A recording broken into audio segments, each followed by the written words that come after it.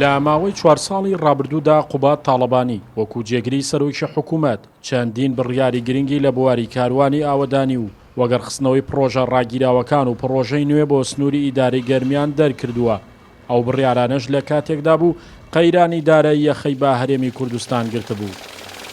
یونس ئەحمەد جێگری سەرپەرشتیاری ئیدارەی گەرمیان بە داتا بڕیارەکانی قوبات تاڵەبانی بۆ ئیدارەی گەرمیان دەخاتە ڕوو کە سنووری هەرەیەک لە قەزاکانی کەلار و کفری و خانەقین دەگرێتەوە بە جۆرێک 130 ملیار دینار بۆ 18 پرۆژە لە سنووری کەلار و کفری و 5 پرۆژە لە خانەقین و هاوکات تەرخانکردنی 137 ملیار دینار بۆ پرۆژەی بە دووسایتکردنی ڕێگای کەلار دەربەندی خان و 19 ملیار دینار بۆ سایلۆی هەڵگرتنەوەی دانەوێڵە.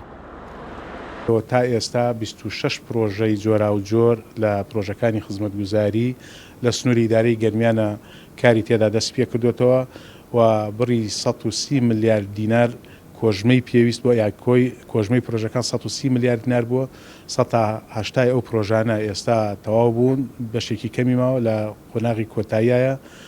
لە پاڵ ئەوەشدا دوو پرۆژەی زۆر استراتیژی و گرنگ کە مەبەستمان بووە کارمان بۆ کردووە بە هەوڵ هیمەتی کاقوبات چۆتە بواری جێبەجێکردنەوە. ئەویش پرۆژەی قۆناغی سێم و چوارەمی ڕێگای کەلار دەربەندیخانە کە پرۆژەیەکی استراتیژیە و کۆژمەی 137 ملیار دیناری پێویستە و هەموو کارە هونەری یاسایی کارگێڕەکانی تەواو بووە و بەڵێندەر دەست بەکارە لە جێبەجێکردنی. جگە لەوەش دروستکردنی سایلۆیەکی 40,000 تەنی کە پێداویستێکی گرنگی گەرمیانە، ئەویش بای زیاتر لە 19 ملیار دینارە و ئێستا کار تێدا بەردەوامە.